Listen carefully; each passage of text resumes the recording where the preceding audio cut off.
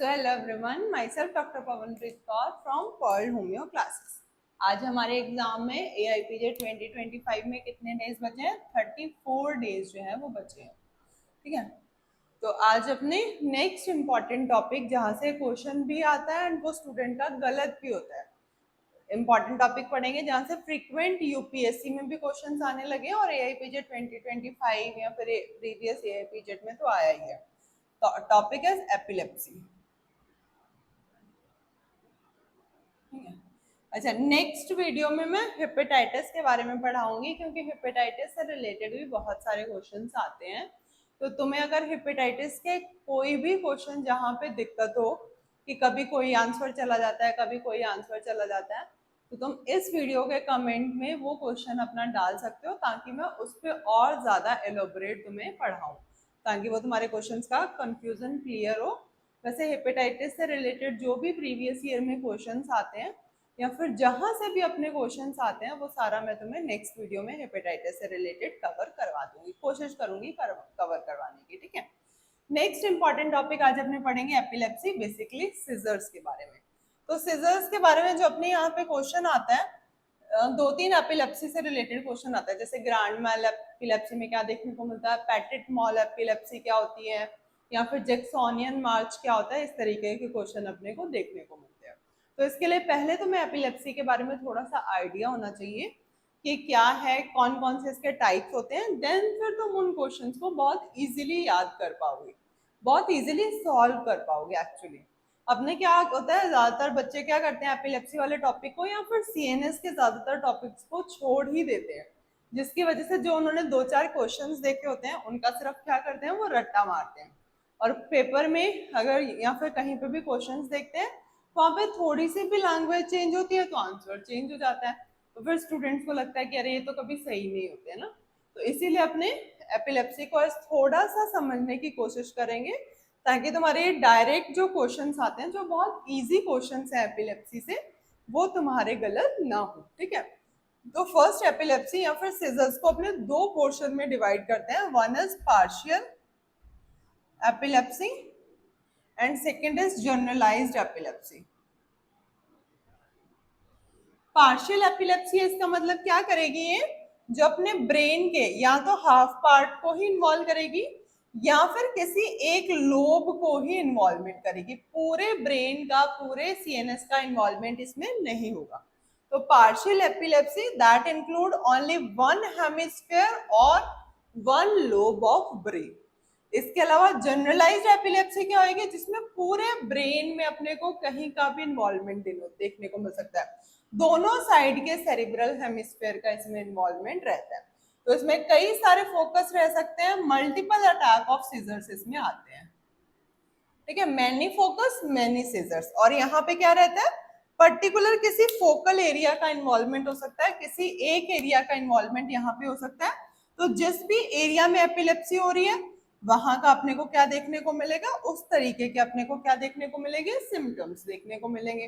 तो फर्स्ट तो यही बेसिक डिफरेंस है कि पार्शियल वाले में क्या होगा, कुछ एक सेरिब्रल हेमिस्फीयर का या फिर किसी एक लोब का इन्वॉल्वमेंट हो सकता है, जनरलाइज में अपने को कंप्लीट दोनों साइड के सेरिब्रल हेमिस्फीयर का इन्वॉल्वमेंट जो है वो देखने को मिलता है। तो उस तरीके के हमको सिम्टम्स देखने को मिलते हैं। फर्स्ट अपने पार्शियल वाले को ही पढ़ेंगे। पार्शियल वाले को भी फिर आगे दो पार्ट्स में डिवाइड करते हैं, one is simple partial and second is complex partial. Simple partial seizure या फिर simple partial epilepsy, second is complex partial epilepsy. ठीक है, सिंपल है, इसका मतलब क्या होगा, एपिलेप्टिक अटैक आया किसी पर्सन में, वो कुछ टाइम के बाद में चला गया, पर्सन पे कॉन्शियस था उस टाइम पे, उसको पता लगा उसको एपिलेप्सी का अटैक आया, इतने टाइम रहा, उसने ये किया ड्यूरिंग एपिलेप्सी, कौन सी मूवमेंट्स हो रही थी उसमें, एंड कितने टाइम बाद वो अटैक रहा।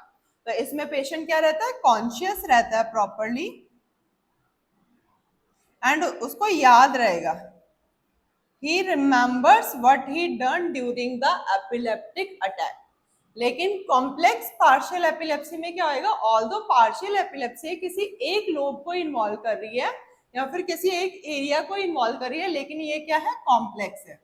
कॉम्प्लेक्स मीनिंग अ पर्सन में एपिलेप्टिक अटैक आया, वो उसको पता है, बट ड्यूरिंग एपिलेप्टिक अटैक उसने क्या करा, किस तरीके की मूवमेंट करी, वो उसको कुछ याद नहीं। तो अब ऐसे भी अपने कई सारे पेशेंट्स देखते हैं ना, जिनको याद ही नहीं होता कि ड्यूरिंग अटैक उन्होंने क्या क्या करा। जब उनको उनकी वीडियो भी दिखाते हैं अपने, तो भी उनको यकीन नहीं होता कि मैंने ये करा होगा।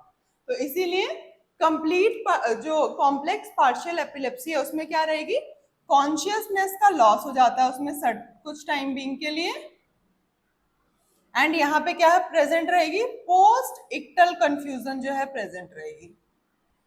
Post ictal confusion is present. Post ictal confusion का मीनिंग क्या है कि जब उसको एपिलेप्टिक अटैक आके चला गया, उस टाइम के बाद पेशेंट कुछ टाइम बीइंग के लिए क्या रहेगा, कंफ्यूज रहेगा कि उसने एक्चुअल में क्या करा, क्या सही है या फिर क्या सही नहीं है। तो यही बेसिक डिफरेंस है जहां से क्वेश्चन आता है simple partial epilepsy, simple partial epileptic attack और कॉम्प्लेक्स।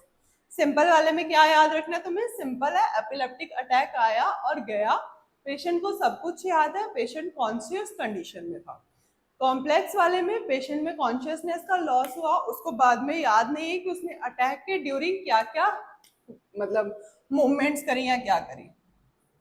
यहाँ पे एक स्पेसिफिक टाइप जो है तुम्हें याद रखना है, दैट इज जैक्सोनियन मार्च, जहां से बहुत इंपॉर्टेंट क्वेश्चन बनता है।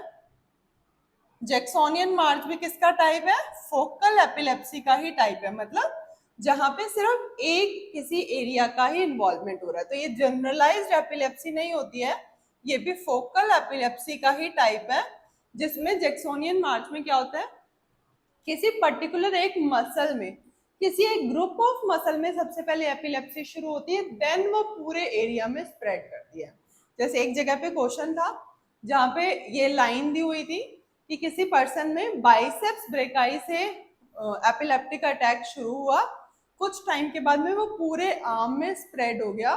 तो ये किस टाइप का एपिलेप्टिक अटैक हुआ, ये हुआ जैक्सोनियन मार्च, जिसमें क्या होगा, किसी एक ग्रुप ऑफ मसल से या फिर सिंगल मसल से एपिलेप्टिक अटैक शुरू होएगा, देन वो कई सारी मसल्स को क्या कर लेता है, इन्वॉल्व कर लेता है। तो इस पर्टिकुलर एपिलेप्सी को क्या बोला गया, जैक्सोनियन मार्च बोला गया। ठीक है, तो यहाँ पे तीनों क्लियर है।